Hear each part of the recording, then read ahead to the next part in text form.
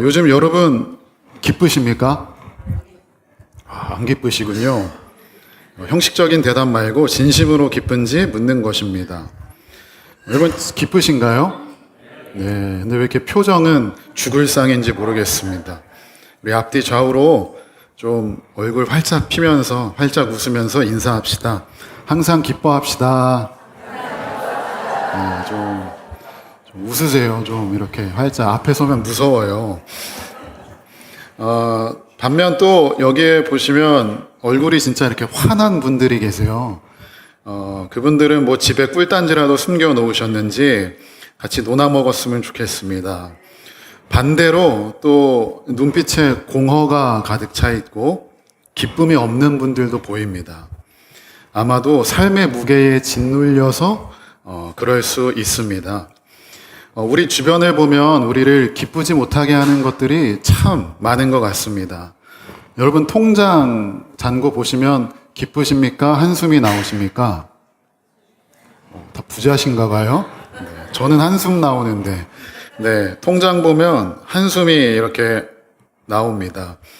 요즘 경기가 매우 어렵죠. 사업장에서 이제 운영하시는 분들은 이제 좀 많이 어려우실 거라고 생각합니다. 그리고 직장에서 또 어려움이 있는 분들도 있습니다. 제가 보니까 직장에서의 어려움은 업무가 어려워서 어려운 게 아니더라고요. 업무가 어려우면 버틸 수 있는데 직장 상사라든지 직장 동료라든지 부하 직원이라든지 이 관계에서 오는 스트레스가 정말 힘든 것이라고 생각합니다.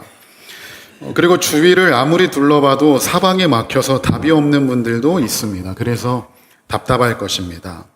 이렇게 어려움과 눈물 가운데에 있는 분들은 도저히 기뻐할 수 없습니다. 그러다가 간혹 기쁨이 찾아오긴 합니다. 근데 기쁨이 오면 기쁘다가도 불현듯 두렵습니다. 이 기쁨이 얼마나 오래 갈까? 이 기쁨을 누가 앗아가지는 않을까? 내가 이렇게 기뻐해도 되는 걸까? 현진건의 소설 운수 좋은 날의 명대사처럼 어쩐지 운수가 좋더라니, 어쩐지 내가 기쁘더니 결국에는 새드 엔딩으로 끝나는 것들을 보게 됩니다. 우리는 기뻐하고 싶지만 삶은 늘 애통과 슬픔과 절망과 실패로 가득 차 있는 것처럼 보입니다. 여기에 기뻐하지 않고 싶은 분 단 한 명도 없죠. 다 기쁘고 싶습니다. 근데 우리는 구분해야 합니다. 내가 기뻐하지 않는 게 아니라 무언가가 나의 기쁨을 앗아가는 것입니다. 나는 기쁘고 싶은데 누군가가 내 삶에서 기뻐하지 못하게 기쁨을 빼앗아간다는 것입니다. 그런데 성경은 데살로니가전서 5장 16절에서 바울이 우리에게 권면하고 있습니다. 데살로니가전서 5장 16절 말씀이 무엇인지 아십니까? 항상 기뻐하라. 항상 기뻐하랍니다. 이거 별 의미 없습니다. 정말 말 그대로 항상 기뻐하는 것입니다. 근데 여러분, 이 기뻐하라가 문법적으로 보면 미완료형입니다. 제가 설교 때 미완료형이라고 자주 말씀드리죠. 미완료형은 무엇을 의미하죠? 계속되는 것, 멈추지 않고 완료되지 않고 계속 진행되는 것, 반복되는 것을 의미합니다. 항상 기뻐하라. 멈추지 말고 끝까지 계속해서 반복적으로 기뻐하라는 것입니다. 그리고 인생이 잘 풀렸을 때만 기뻐하지 말고 인생이 망했을 때도 어쩌라는 거예요? 기뻐하라는 거예요. 건강할 때만 기뻐하지 말고 암 선고를 받았을 때도 어떻게 하라고요? 기뻐하라는 것입니다. 인정받고 칭찬받고 승승장구할 때는 물론 기쁘겠지만 실패하고 절망하고 바닥을 칠 때도 어떻게 하라고요? 기뻐하라는 것입니다. 이게 하나님의 뜻이랍니다. 여러분, 하나님이 현실을 몰라도 너무 모르는 것 같습니다. 어떻게 이게 말도 안 되는 권면을 우리에게 할 수 있을까요? 항상 기뻐하라.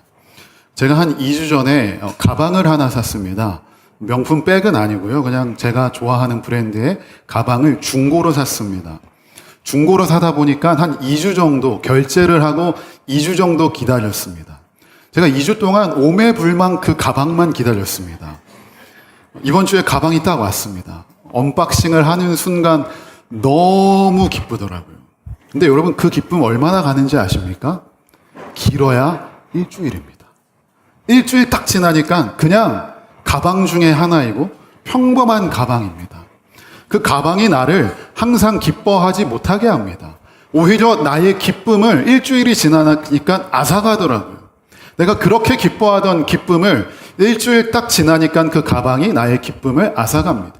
더 이상 그 가방을 보아도 기쁘지가 않습니다.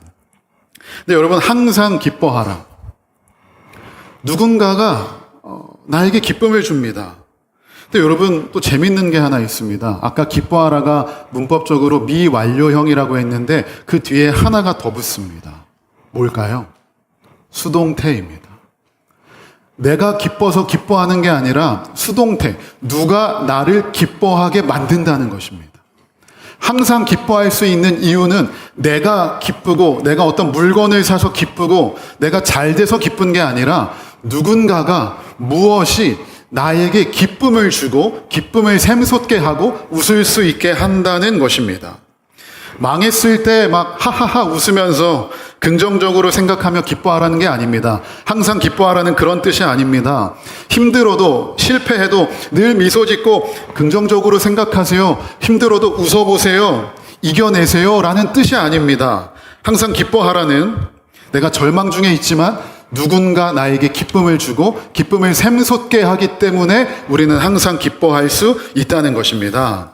그래서 우리와 상관없이, 의지와 상관없이 솟아나는 기쁨이 있습니다. 여러분, 전 세계에서 가장 큰 백화점이 어디에 있는지 아십니까? 전 세계에서 가장 큰 백화점으로 기네스북에 오른 백화점이 하나 있습니다. 어느 나라에 있는지 아십니까? 우리나라에 있습니다. 깜짝 놀라시죠? 부산에 가면 신세계 센텀시티점이라고 정말 으리으리하게 큰, 전 세계에서 가장 큰 백화점이 있습니다.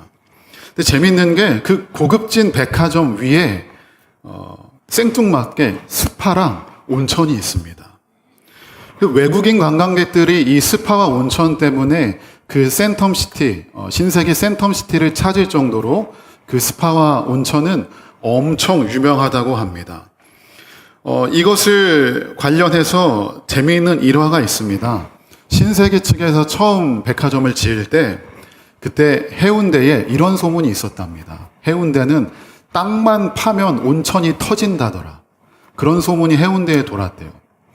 그래서 신세계는 백화점을 지을 때 뭔가 놀거리, 문화시설이 있으면 좋겠다라고 고민하던 찰나에 땅만 파면 온천이 터진다라는 소문을 듣고 야, 우리 온천을 개발하자라고 해서 위성사진으로 수맥을 찾습니다. 그리고 땅을 파기 시작합니다. 근데 여러분 말이 쉽지 땅 한 번 파는데 3억이라고 합니다. 20년 전에 3억이요. 그리고 판다고 해서 무조건 터지지 않습니다.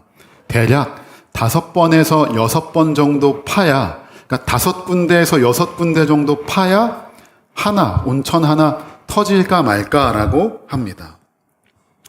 그래서 신세계는 2군데의 이 땅을 선점하고 수맥 위에 있는 땅을 선점하고 일단 파보기로 했습니다. 안 되겠지. 5번, 6번 파야 온천 한 번 터질랑 말랑인데 첫 방에 안 터지겠지. 그래도 한번 파보자. 그래서 2군데를 팠는데 운이 좋게도 2군데에서 첫 방에 온천이 다 터졌습니다. 그것도 2종류의 온천이 터졌습니다. 하나는 탄산천이라는 온천, 또 하나는 식염천이라는 물이 터졌습니다. 신세계 측은 전혀 기대한 게 없습니다. 자신들의 의지와 상관없이 그냥 한번 파보자 해서 팠더니 온천이 샘솟게 되었습니다. 이것처럼 여러분, 우리의 기쁨도 내가 기뻐해야지, 나에게 기쁨이 샘솟아야지, 우리의 의지와 노력으로 기뻐하는 게 아니라 하나님이 우리 마음 가운데의 기쁨을 터지게 한다는 것입니다. 그래서 기쁨은 하나님이 주시는 선물이고 솟아나게 하시는 기쁨인 줄로 믿습니다. 기뻐할 만한 상황이라서 기뻐하는 거 아닙니다. 기뻐할 수 없는 상황 속에서도 기쁨을 주시는 분이 하나님입니다. 아까 제가 가방을 예로 들었는데 세상의 기쁨은 금방 사라집니다. 환경에 따라 변합니다. 세상이 주는 기쁨은 인생이 잘 풀려야 기쁘고 하는 일마다 성공해야 기쁘고 돈을 손에 쥐어야 기뻐합니다. 그런데 그 기쁨은 망하면 기쁨이 사라집니다. 실패하면 기쁨이 사라집니다. 가지고 있던 돈을 잃어버리면 기쁨이 사라집니다. 절대적 기쁨이 될 수가 없습니다. 이게 바로 세상의 기쁨입니다. 그런데 하나님이 주시는 기쁨은 성공과 실패와 관계없이 기뻐하는 것입니다. 실패와 상관없이 기뻐할 수 있다고 합니다. 항상 기뻐할 수 있다고 합니다. 왜냐하면 그 기쁨은 내가 노력해서 얻는 게 아니라 하나님이 주시는 기쁨이기 때문입니다. 그래서 세상의 기쁨과 하나님이 주시는 기쁨은 차원이 완전히 다른, 감히 비교할 수도 없고 세상이 줄 수도 없고 빼앗을 수도 없는 기쁨입니다. 여러분 10년 가운데에 세상의 기준으로 기뻐하거나 낙심하는 것이 아니라 어떠한 상황 가운데에서도 하나님이 솟아나게 하시는 기쁨으로 말미암아 항상 기뻐하는 여러분 되시기를 주님의 이름으로 축복합니다. 그러면 이제 우리에게 한 가지 의문이 듭니다. 오케이, 좋아. 어려운 상황 가운데서도 주님이 기쁨을 주신다고? 오케이. 근데 하나님이 주시는 기쁨이 뭔데? 나는 지금 기뻐할 수가 없는데? 나는 지금 몸도 힘들고 마음도 힘들고 상황이 너무 어려워서 기쁨이라고는 찾아볼 수 없는데 왜 하나님은 나한테 기쁨을 안 주시는데? 라는 의문이 들 수 있습니다. 이제 그 해답을 찾아서 우리는 성경 본문 속으로 떠나보겠습니다. 여러분 에스더서를 우리가 지난번부터 쭉 보고 있습니다. 하만의 계략으로 유다 민족이 전멸당하게 생겼습니다. 그냥 모든 유다 민족이 죽게 되었습니다. 그래서 유다인들의 모습은 절망 그 자체입니다. 어둠이 그들을 감싸고 있습니다. 얼마나 절망적인 상황인지 우리 말씀을 한번 볼 텐데 에스더 4장 1절부터 3절입니다. 여러분 저는 이 짧은 구절에서 세 구절밖에 안 되는 짧은 구절에서 이렇게 절망적인 단어가 많이 나오는 건 처음 봤습니다. 여러분도 한번 그 단어 하나에 집중하시면서 우리 함께 4장 1절부터 3절까지 같이 읽겠습니다. 시작. 모르드게가 이 모든 일을 알고 자기의 옷을 찢고 굵은 베옷을 입고 재를 뒤집어 쓰고 성중에 나가서 대성통곡하며 대궐 문 앞까지 이르렀으니 굵은 베옷을 입은 자는 대궐 문에 들어가지 못함이라. 왕의 명령과 조서가 각 지방에 이름에 유다인이 크게 애통하여 금식하며 울며 부르짖고 굵은 베옷을 입고 재에 누운 자가 무수하더라. 아멘. 여러분 이 짧은 세 구절 안에 절망적인 단어가 10개나 나옵니다. 옷을 찢고 굵은 베옷 입고 재를 뒤집어 쓰고 대성통곡하며 애통 금식 울며 부르짖고 굵은 베옷을 입고 재에 누운 자가 되더라. 여러분 얼마나 절망적인 상황인지 이 세 구절로 알 수가 있습니다.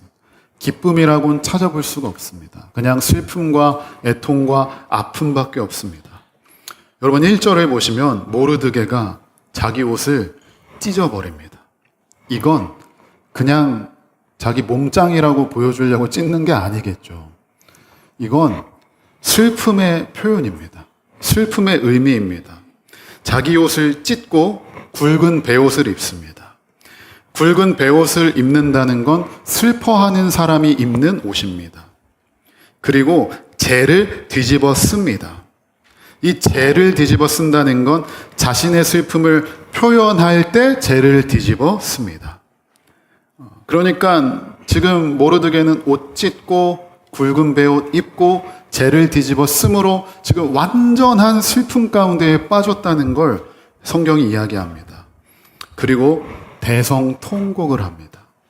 이게 문법적으로 미완료형입니다. 아까 말씀드렸죠?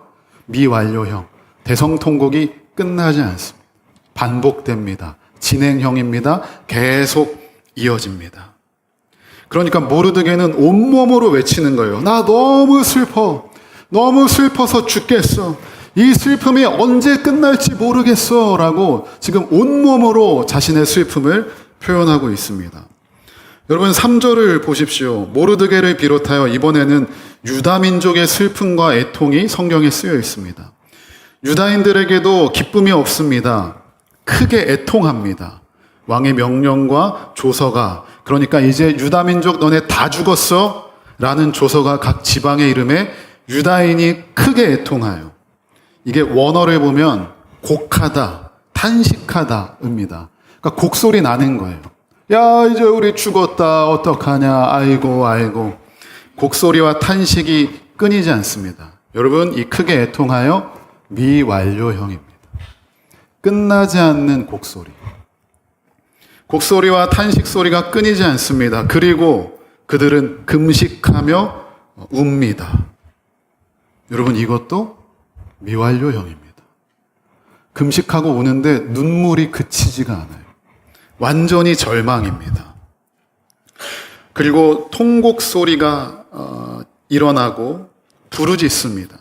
크게 애통하여 금식하고 울며 부르짖고, 이 원어를 보면 부르짖는 건 그냥 으아 이게 아니고 사랑하는 사람을 잃었을 때의 우는 슬픔입니다. 가족을 잃었을 때, 자식을 잃었을 때, 부모님을 떠나보냈을 때에 슬퍼하는 그 부르짖음이 오늘 3절의 부르짖음입니다. 근데 여러분, 이것도 미완료형입니다. 그러니까 여러분, 지금 이스라엘의 유다민족의 상황은 끝나지 않는 고통이 완전히 절망 가운데 빠졌습니다. 기쁨이라고는 찾아볼 수 없습니다. 끝나지 않는 절망 속에 있는데, 심지어 이스라엘 백성들도 굵은 베옷을 입고 재에 누운 자가 무수하더라. 여러분, 재에 눕습니다. 아까 재는 슬픔을 표현한다고 했는데, 여기서 눕다라는 표현은 그냥 이렇게 우리가 이불 덮는 것처럼 눕는 게 아니라 원래 의미는 깔리다가 맞습니다. 그러니까 슬픔에 깔려버린 거예요. 슬픔과 절망과 애통과 어둠에 깔려버렸습니다. 이 미완료형의 슬픔, 미완료형의 절망, 미완료형의 부르짖음. 여러분, 여기에서 기쁨을 찾아볼 수 있나요? 기쁨 없습니다. 즐거움 없습니다. 영광 없습니다. 절망, 탄식, 슬픔, 애통, 부르짖음밖에 없습니다. 그리고 그것에 완전히 깔려버렸고 미완료형입니다. 끝나지 않습니다. 여러분, 저는 최근에 이 미완료형 슬픔에 깔려버린 사람을 눈앞에서 보았습니다. 누구냐 하면 바로 얼마 전에 이제 세상을 떠난 그 예림 자매의 엄마입니다. 이제 우리 예림 자매가 약물 과다 복용으로 뇌사 상태에 빠졌죠. 더 이상 몸이 반응하지 않고 엄마한테 전화가 왔습니다. 목사님, 이제 예림이 이러다가 심정지가 오면 그냥 냅두기로 했습니다. 라는 연락을 받고 그 다음날 바로 심정지가 왔습니다. 그 소식을 듣고 저는 다음날 바로 진주에 내려갔습니다. 어머니를 탁 마주했는데 여러분, 엄마가 제정신이 아닙니다.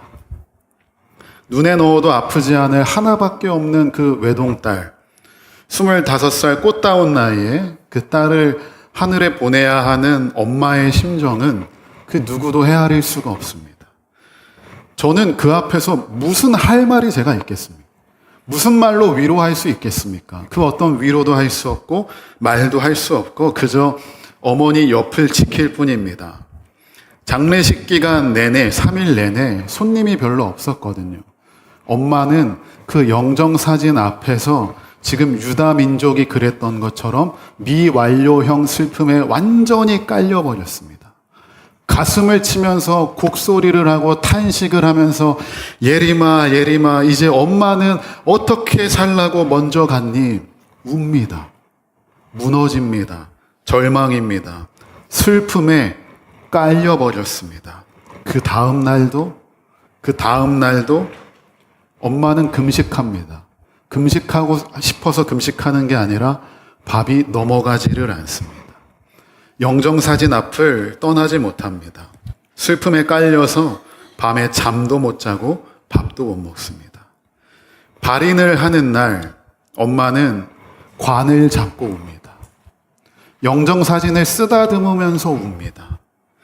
이날 찬희 목사님도 멀리서 오셔가지고 함께 예배를 드리고 그 자리를 지켰는데 영정사진을 들 사람이 없어서 찬희 목사님이 들었습니다. 엄마가 그냥 제정신이 아닙니다. 화장터에 갔는데 그 관을 그 불구덩이 속으로 넣을 때 엄마는 그냥 완전히 그냥 죽음에 깔린 듯한 탄식과 그 외침을 부르짖습니다. 그 불구덩이 속으로 들어가는 관을 보면서 엄마가 이렇게 얘기하더라고요. 그 예림이가 원래 서울에서 대학을 다녔는데 돈이 없어가지고 휴학하고 진주에 내려간 거였어요. 예림이는 늘 엄마한테 학교 가고 싶다 그랬나 봐요. 그러니까 엄마가 예림아, 엄마가 돈이 없어서 너가 학교 보내달라고 했을 때 보내주지 못해서 미안해라고 웁니다. 그리고 예림이가 엄마한테 같이 서울에 올라가서 살자라고 많이 얘기했는데 엄마가 너가 서울 올라가자고 했을 때 올라갔으면 이런 일이 안 일어났을까 하면서 슬픔에 깔립니다.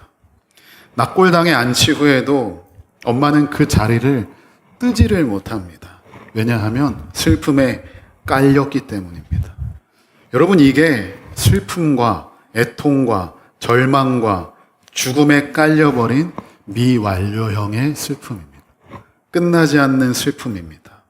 그리고 우리는 그 끝나지 않는 슬픔, 이제 모두가 죽게 돼버린 죽음의 카운트다운이 시작되어 죽음 앞에 선 유다 민족의 모습, 에스더 4장 1절부터 3절까지의 모습에서도 우리는 미완료형 슬픔 가운데에 깔린 유다 민족을 보게 됩니다.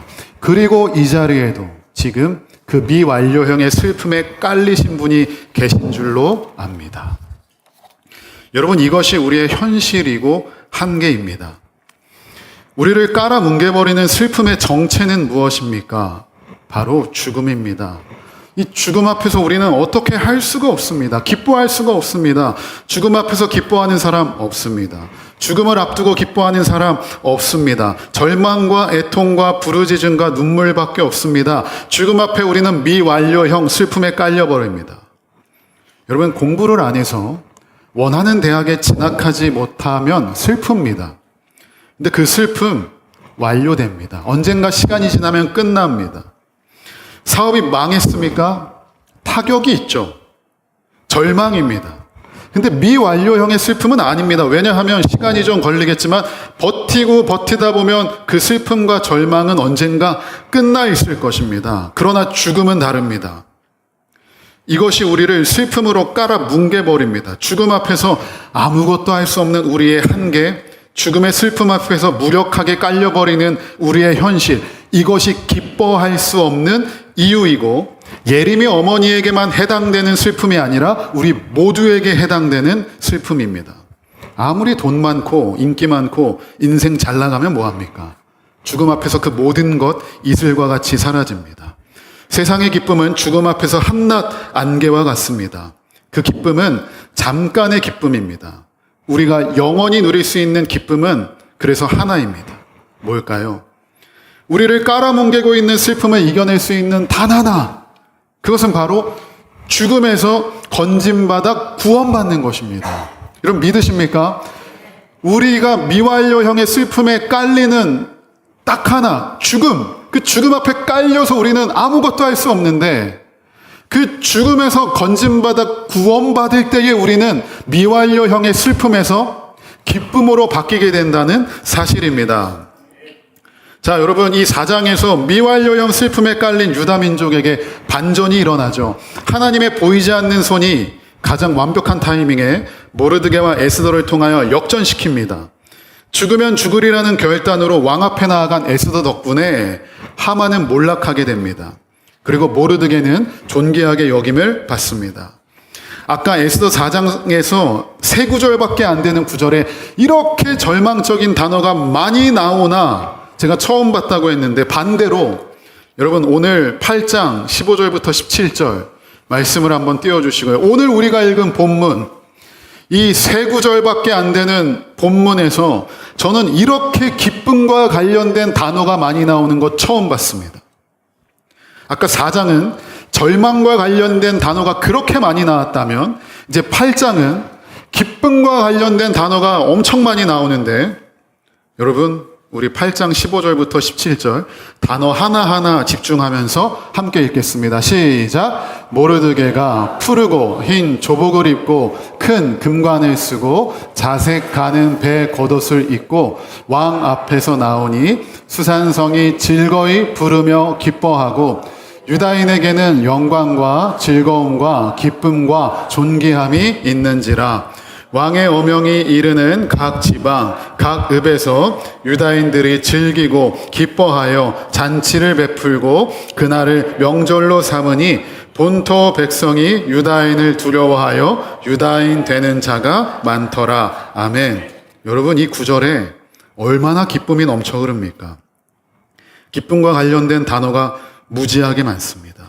수산성이 즐거이 기뻐하고 유다인에게는 영광과 즐거움과 기쁨과 존귀함이 있는지라. 유다 민족은 죽음에서 구원을 얻게 되었습니다. 슬픔에 깔려 있다가 이제 기쁨에 깔리게 되었습니다. 한 민족이 멸절될 위기에서 구원받아 환희에 찬 모습입니다. 하나님의 보이지 않는 손에 의한 놀라운 반전이 역사를 통해 증명되고 있습니다. 아까 우리가 읽은 4장의 모든 단어를 지금 정반대로 다 반전시키고 있죠. 모든 슬픔과 절망과 애통함과 부르짖음이 이제는 기쁨과 영광과 즐거움과 존귀함으로 반전되었습니다. 전에는 슬픔과 고통으로 부르짖었다면 이제는 기쁨으로 즐거이 부르짖습니다. 근데 여러분, 재미있는 점이 하나 있습니다. 저는 이거 원어로 보면서 깜짝 놀랐는데, 이 본문에 나타난 기쁨, 미완료형입니다. 16절에 유다인에게는 영광, 미완료형입니다. 즐거움, 미완료형입니다. 기쁨, 미완료형입니다. 존귀함, 미완료형입니다. 여러분, 신기하지 않습니까? 아까 4장에서 미완료형의 슬픔에 깔아뭉개진 유다인들이 지금은 미완료형의 기쁨에 깔아뭉개져서 환호를 지르고 있습니다. 끝없는 고통에서 끝없는 기쁨으로 역전되었습니다. 끝없는 슬픔에서 끝없는 즐거움으로 반전이 되었습니다. 그 기쁨과 즐거움을 생생하게 보여주고 있습니다. 여러분, 하나님은 미완료형의 슬픔에서 미완료형의 기쁨으로 역전시키는 분임을 믿으시기 바랍니다. 그 이유는 단 하나. 미완료형 슬픔이 미완료형 기쁨으로 바뀐 이유 단 하나. 무엇입니까? 죽음에서 생명으로 옮겨졌기 때문입니다. 다른 거 필요 없습니다. 죽음의 카운트다운이 시작되어 죽을 날만 기다리고 있던 유다 민족이 이제는 그 죽음에서 해방되어 구원을 얻게 되었습니다. 이것이 무엇과도 바꿀 수 없는 기쁨입니다. 왜냐하면 생명을 얻었기 때문입니다. 맛있는 음식 먹어서가 아닙니다. 명품백 들어서가 아닙니다. 이제 우리 살았다. 우리 살아서 기쁘다. 우리 이제 살았기 때문에, 여러분, 산 사람이, 죽음에서 구원을 얻은 사람이 뭔 음식을 먹어도 맛있지 않겠습니까? 여러분, 죽음에서 구원받은 사람이 반지하 살아도 기쁘지 않겠습니까? 죽음에서 구원받은 사람 옷이 좀 해지고 형편이 좀 없어도 환희에 찬 기쁨의 탄성이 나오지 않겠습니까? 여러분, 사업이 좀 망하면 어떻습니까? 구원받았는데. 여러분, 이게 바로 성경이 말하는 기쁨이고 우리 마음에서 솟아나는 기쁨인 줄로 믿습니다. 그래서 우리는 항상 기뻐할 수 있습니다. 여러분, 아까 기뻐하라가 수동태라고 했죠. 하나님이 우리에게 주시는 기쁨입니다. 하나님이 기쁨을 샘솟게 합니다. 어떻게 그럴 수 있습니까? 하나님이 우리에게 영원한 생명을 주셨기 때문입니다. 사망에서 생명으로 옮기셨기 때문입니다. 이것이 우리가 기뻐할 수 있는 단 하나의 이유입니다. 망해도 기뻐할 수 있는 이유입니다. 실패해도 기뻐할 수 있는 근거입니다. 왜냐하면 여러분 모두 다 생명을 얻으셨습니까? 네, 그러면 우리는 기뻐할 수 있습니다. 죽음이 우리를 어찌할 수 없습니다. 죽음이 우리를 지배할 수 없습니다. 그러므로 여러분, 기뻐하시기 바랍니다. 지금 상황이 좀 어려워도 구원의 주님으로 기뻐하시기 바랍니다. 재정적으로 어려우시죠? 그래도 기뻐하십시오. 설령 완전히 망하셨습니까? 그래도 기뻐하십시오. 왜냐하면 우리는 생명을 얻었기 때문에 그 생명을 얻은 기쁨 앞에서 망한 것, 실패한 것, 절망인 것, 병든 것 아무것도 아닌 줄로 믿습니다. 여러분 아까 8장 15절에서 모르드게가 푸르고 흰 조복을 입고 큰 금관을 쓰고 자색 가는 배 겉옷을 입고 왕 앞에 나왔다고 되어 있습니다. 여러분 모르드게의 이 모습, 이 옷을 입고 나오는 모습을 봤을 때 유다 민족은 완전히 환희에 찼을 것입니다. 야, 우리 이제 살았다. 모르드게가 저 옷을 입었네. 우리 완전히 살았다. 근데 여러분 이 8장 15절에 자색 가는 배 겉옷에 집중하시기 바랍니다. 자색 가는 배 겉옷. 이게 뭐냐 하면 세마포입니다. 세마포. 여러분 세마포 천은 엄청 고급진 천인데 그래서 성막 만들 때도 쓰이는 천입니다.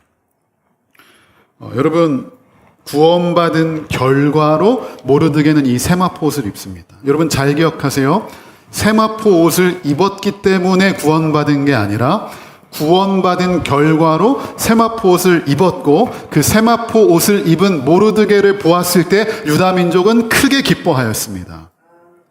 여러분 이 순서를 기억하시고 우리 요한계시록 19장 7절과 8절을 함께 읽겠습니다. 이 모르드게가 입었던 세마포 옷이 등장하는 또 다른 구절인데 여러분 우리 앞에 화면에 있습니다. 다 같이 한 목소리로 읽겠습니다. 시작. 우리가 즐거워하고 크게 기뻐하며 그에게 영광을 돌리세 어린 양의 혼인 계약이 이르렀고 그의 아내가 자신을 준비하였으므로 그에게 빛나고 깨끗한 세마포 옷을 입도록 허락하셨으니 이 세마포 옷은 성도들의 옳은 행실이로다 하더라. 아멘. 여러분 여기 요한계시록에서 크게 즐거워하고 기뻐할 수 있는 이유가 무엇입니까? 어린 양이신 예수 그리스도와 함께 연합하는 구원을 얻었기 때문에 즐거워하고 기뻐합니다. 근데 그 구원받은 성도에게 주님이 어떤 옷을 입힌다고요? 세마포 옷을 입힌다고요. 여러분 아까 그 모르드게와 일치합니다. 구원받았기 때문에 세마포 옷을 입은 것이 아니라 구원받았기 때문에 세마포 옷을 입는 것이죠. 그리고 세마포 옷을 입었기 때문에 기뻐하는 것입니다. 즐거워하고 기뻐하는 이유가 무엇입니까? 일이 잘 돼서요? 사업이 잘 돼서요? 돈이 많아서요? 아니요.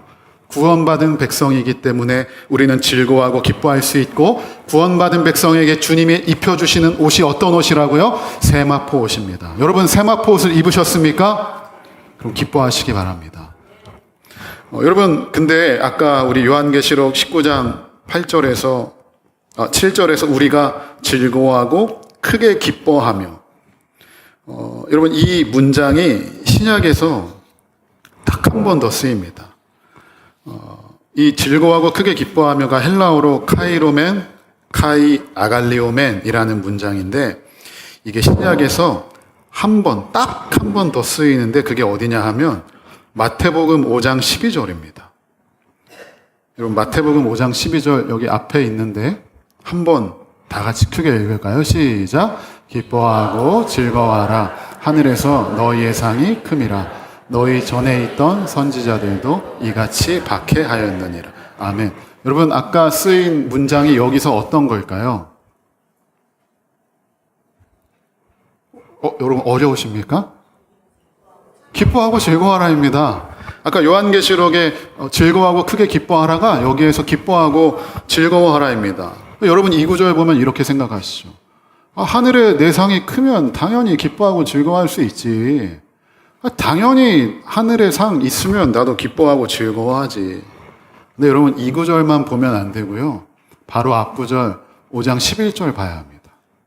여러분 마태복음 5장 11절 같이 읽겠습니다. 시작. 나로 말미암아 너희를 욕하고 박해하고 거짓으로 너희를 거슬러 모든 악한 말을 할 때에는 너희에게 복이 있나니 기뻐하고 즐거워하라입니다.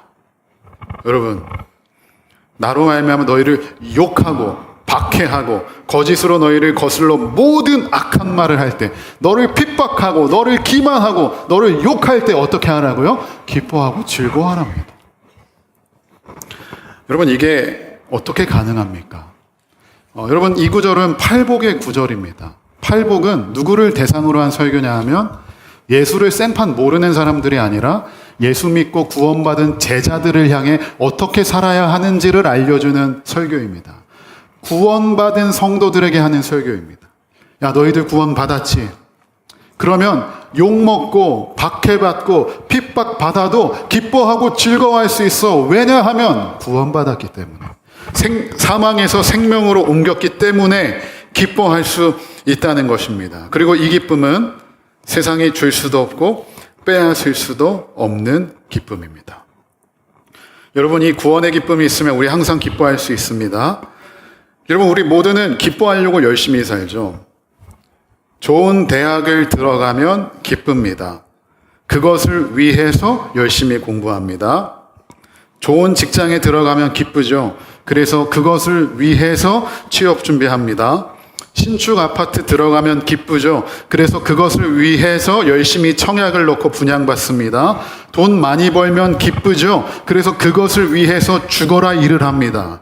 여러분, 제가 방금 읽은 문장에서 반복적으로 나온 단어가 있습니다. 혹시 무엇인지 아십니까?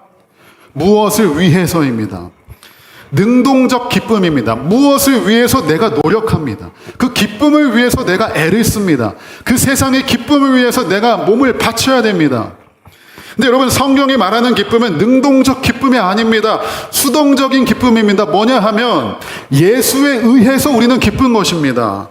십자가에 의해서 기쁜 것입니다. 죄 사함에 의해서 기쁜 것입니다. 내가 노력해서 기쁜 게 아니라, 내가 열심히 살아서 기쁜 게 아니라, 무엇을 위해, 기쁨을 위해서 살아서 기쁜 게 아니라, 내가 절망에 있을지라도, 슬픔에 있을지라도, 일이 풀리지 않아도 날 구원하신 예수에 의해서 수동태적인 기쁨이 우리에게 있는 줄로 믿습니다. 그래서 욕먹고 궁핍해도 기쁘고 실패해도 기쁘고 구원의 주님이 우리에게 기쁨을 샘솟게 하시는 줄로 믿습니다. 모든 것이 죽음 앞에 무너지고 슬픔에 깔릴 때 예수 그리스도의 피가 우리의 죽음의 문제를 해결해 주셨습니다. 구원의 기쁨을 주셨습니다. 이 기쁨을 우리는 누려야 할 것입니다. 모든 것이 망했을 때 그냥 미친 사람처럼 깔깔깔 웃으라는 게 아닙니다. 모든 것이 망하고 무너지고 슬픔 가운데 깔려서 나의 목숨마저도 내려놓고 싶은 그때 우리가 기억해야 할 마지막 한 가지, 날 구원하신 예수 그리스도의 십자가, 그것을 놓지 말아야 합니다.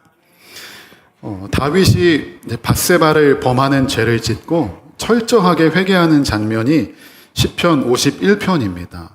나중에 가서 한번 읽어보시면 다윗의 절절한 고백이 나옵니다. 시편 51편 12절에 이런 말씀이 있습니다. 우리 함께 읽을까요? 시작. 주의 구원의 즐거움을 내게 회복시켜 주시고 자원하는 심령을 주사 나를 붙드소서. 아멘. 다윗이 무엇을 회복시켜 달라고 합니까? 구원의 즐거움. 구원의 즐거움. 여기에 즐거움이 에스더서에 나온 기쁨과 똑같은 히브리어 단어입니다. 우리의 기쁨은 무엇입니까? 구원의 즐거움입니다. 다윗이 완전한 절망과 슬픔과 바닥 가운데에서 구한 것 한 가지, 구원의 즐거움. 여러분 중에도 지금 힘들고 어려운 분 계시죠? 기도 제목 이렇게 제가 받으면 이거 진짜 답이 없다. 이거 진짜 기도밖에 답이 없다에 놓인 상황에 놓인 우리 성도님들 있습니다.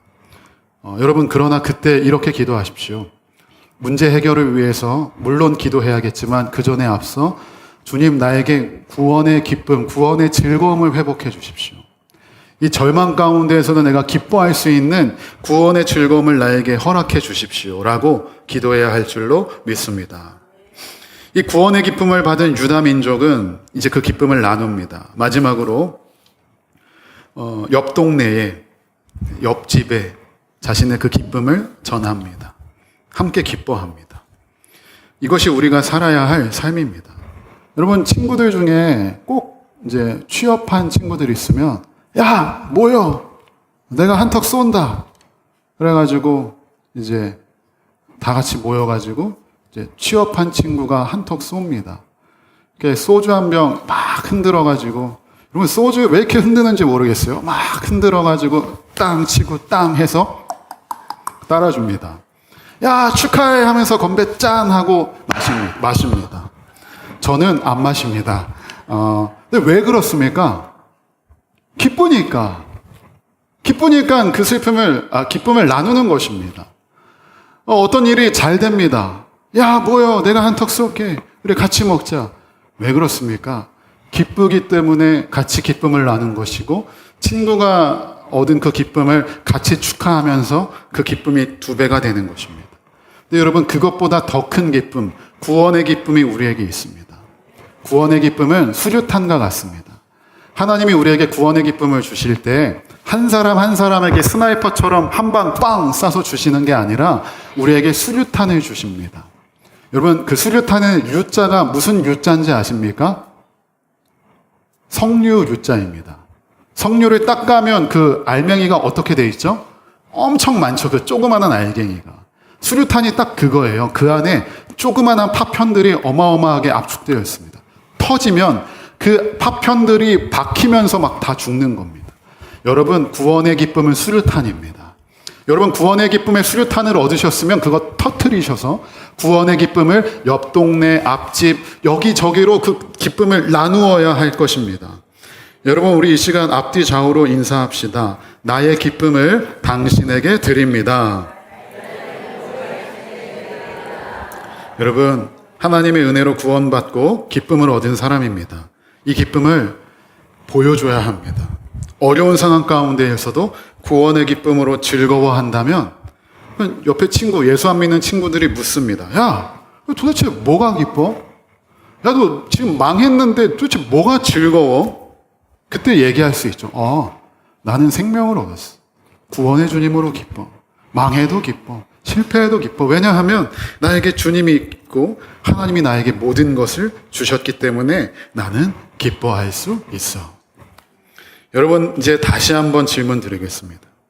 여러분, 기쁘십니까? 기쁩니다. 너무 기쁩니다. 당연히 기쁩니다. 왜냐하면 우리에게 주님이 있기 때문입니다. 생명을 얻었기 때문입니다. 죽음에서 생명으로 넘어간 것만큼 기쁜 것은 없습니다. 그러므로 여러분, 기뻐하십시오. 제발 좀 웃으십시오. 왜 이렇게 울상이십니까? 죽을 상이십니까? 왜 이렇게 절망을 다 어깨에 진 것 같은 표정을 지십니까? 활짝 웃으시고, 누구 만나면 기쁘게 인사하시고, 감사하다고 기쁘게 인사하시고, 반가운 사람 만나면 활짝 웃으면서 천사와 같은 얼굴로 그 기쁨을 나누시기 바랍니다. 여러분, 예수 믿으면 병이 낫습니까? 안 낫습니까? 낫습니다. 근데 안 낫고 죽을 수도 있습니다. 그러나 괜찮습니다. 왜냐하면 우리는 구원의 주님으로 말미암아 영원한 생명을 얻었기 때문에 죽을 병에 걸려도 기뻐할 줄로 믿습니다.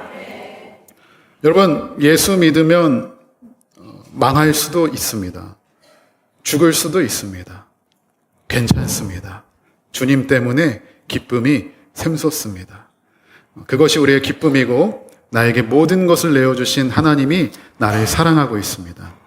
여러분, 미완료형의 슬픔에 깔려 뭉개져서 숨도 못 쉬는 성도님 계시다면 구원의 즐거움을 회복하시어 미완료형의 기쁨으로 즐거이 부르짖는 여러분 되기를 소망합니다. 그리고 하나님께서 여러분들에게 깔아 뭉개고 있는 모든 슬픔과 절망과 애통과 슬픔을 기쁨과 즐거움으로 반전시켜 주실 줄로 믿습니다. 아멘.